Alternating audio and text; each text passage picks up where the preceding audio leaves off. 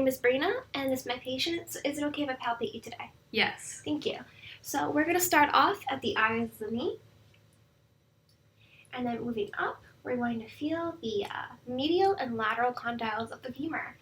And then we're going to go back down to the tibia, and we're going to feel the tibial plateau, the tibial tuberosity, and then the medial condyle and the lateral condyle, also known as Gerdy's tubercle.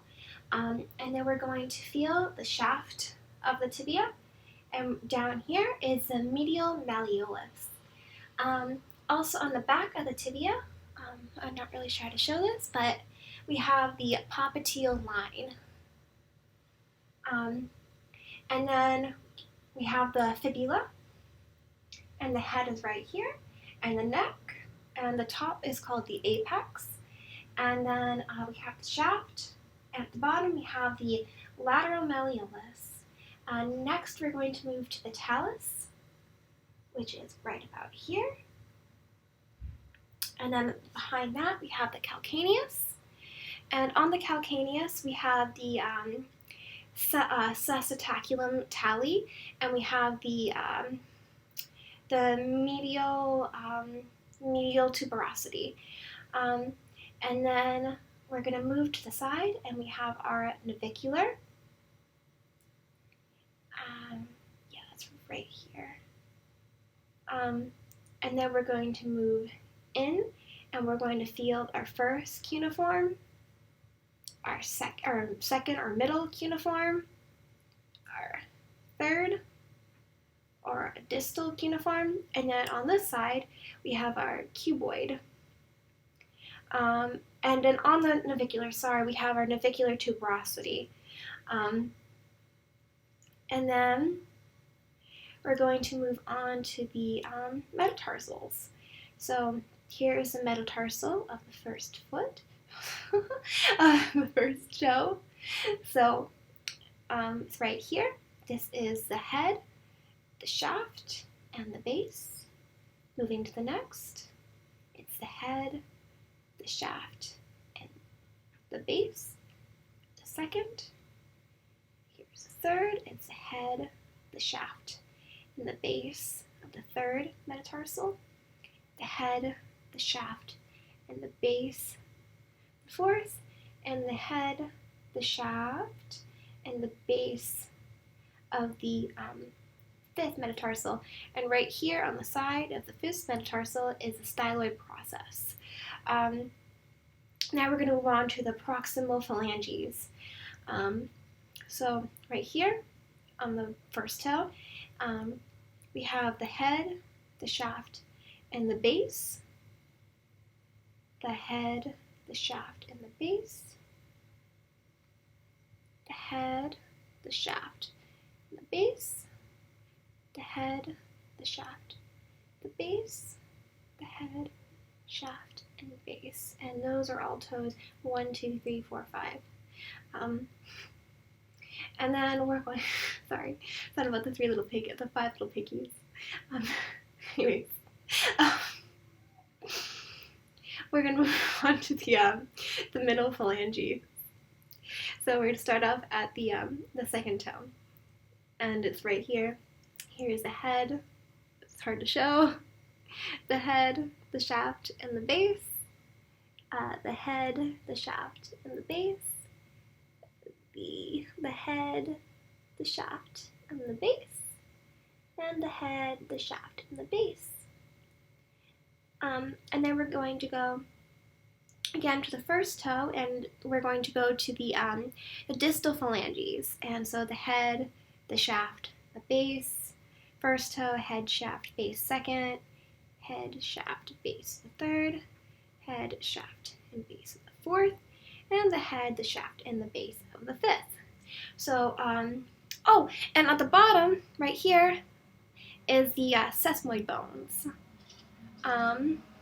So that's all for bones on the this part, and now we're going to move on to the articulations. So right up here, we have our proximal tibiofibular joint, and that is a synovial plane joint, and its movement is sliding. We're going to move down here, to the distal tibiofibular joint. That is a syndesmosis joint. Sorry, I get hiccup. And the movement is that they move away from each other and they come back. So then we're going to go to the talocrural joint right up here, and that is a synovial modified hinge joint, and its movement is dorsiflexion and plantar flexion. The subtalar joint is a synovioplane joint, and its movement is inversion and eversion. And then we have on the phalanges, on the toes, we have our metatarsal joints on the top. So first toe, second toe, third toe, fourth toe, and fifth toe. And those are synoviocondyloid joints, and their movements are flexion, extension, and limited abduction. And I'm not sure, I think it's also limited adduction. I could be wrong. I might be wrong. I'm probably wrong. And then we have our proximal interphalangeal joints. And those are right here. So right here. First toe.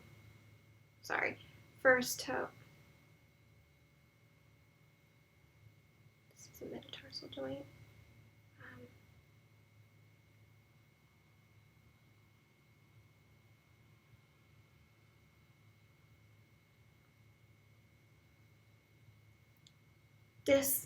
Excuse me, I'm sorry, I had a moment. So the proximal interphalangeal joints, they start at the second toe, and they, this is a synovial hinge joint, and its movement is flexion and extension, and then there's one here on the third toe, one here on the fourth toe, and then one here on the fifth toe. And then we have our distal interphalangeal joints. These are synovial, so this is on the big toe. These are synovial hinge joints, and their movements are flexion and extension. So here's one on the big toe. First toe, second toe, right here. Third toe, fourth toe, and then fifth toe. So those are all the joints, and now we're going to move on to the connective tissue. So between the fibia and the tibia, we have our interosseous membrane, and that's between the tibia and the fibia.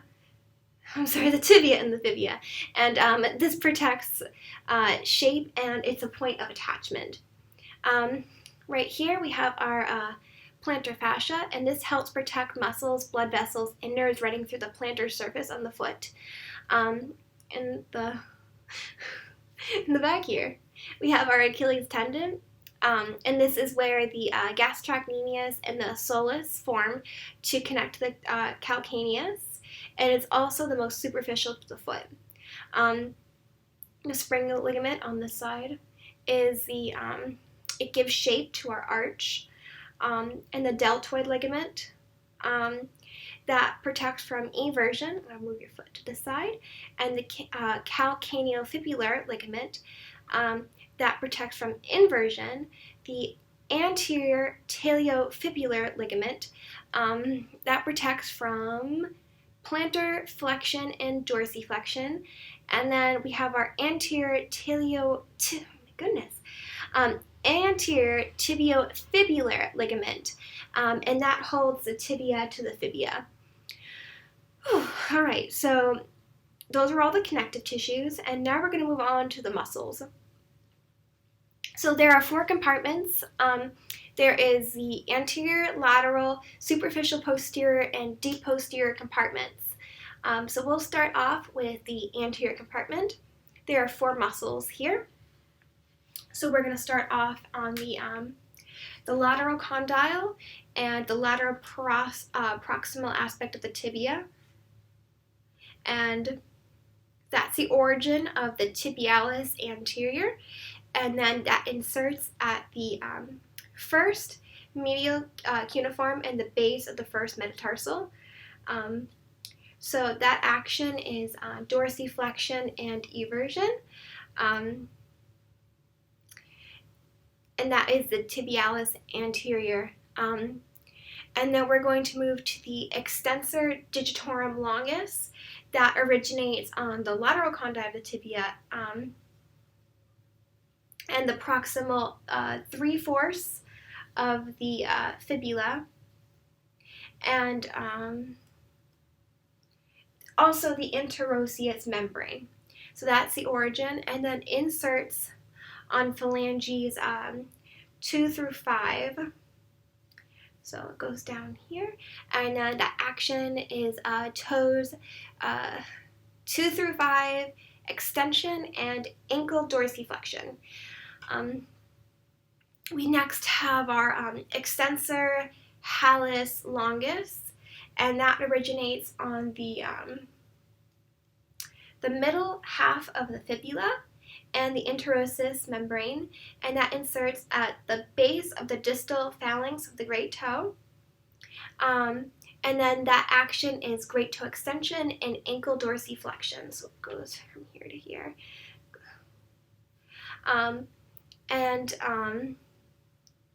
Did I already see the action?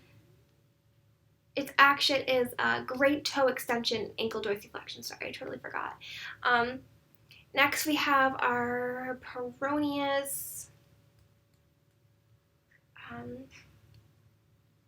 tertius, peroneus tertius, and that is the distal 1/3 of the fibula and the interosseous membrane is where it originates, and then inserts at the dorsal aspect of the 5th metatarsal, and its action is ankle dorsiflexion and eversion. Next we have our lateral compartment, and there's 2 here, our other 2 peroneus. Peroneus longus and peroneus brevis.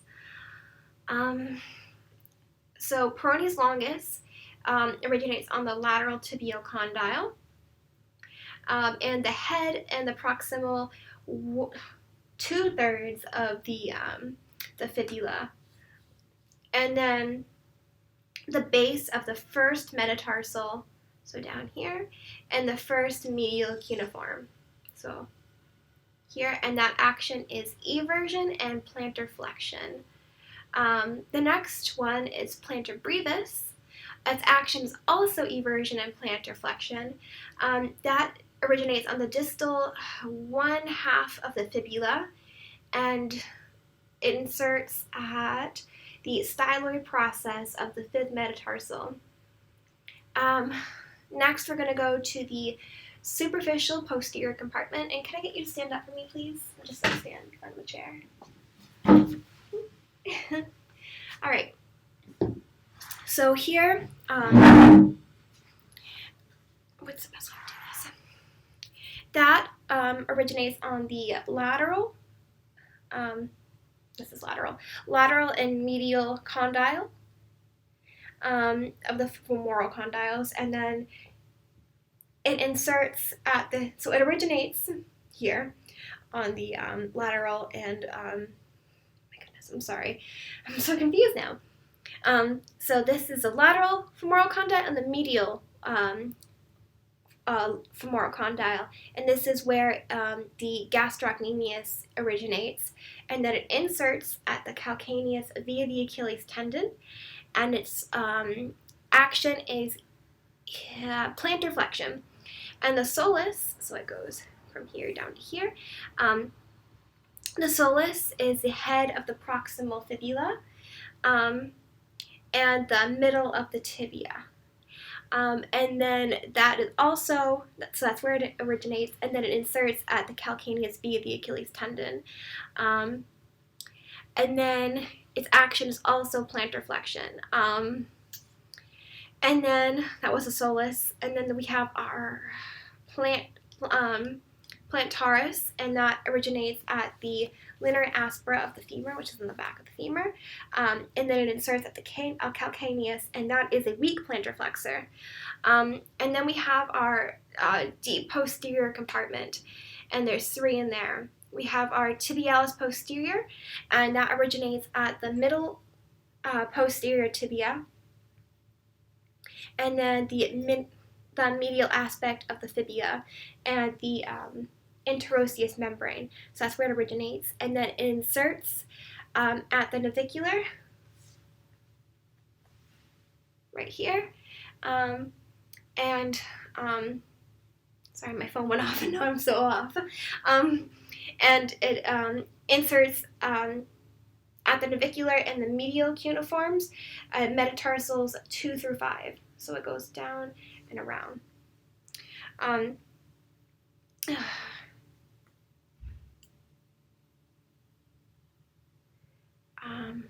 Next, we have our flexor digitorum, and that originates at the, and that's that action is plantar flexion and inversion, and then flexor digitorum, that originates at the posterior tibia and the base of the distal phalanges 2 through 5, and that action is toes 2 through 5 flexion, and then we have our flexor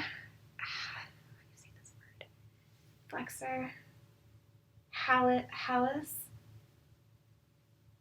longus. Flexor hallis longus. And then we have that originates at the posterior fibula and the interosseous membrane. That's where it originates, and then it inserts at the distal phalanx of the great toe, and then its action is great toe flexion. All right, well, thank you very much.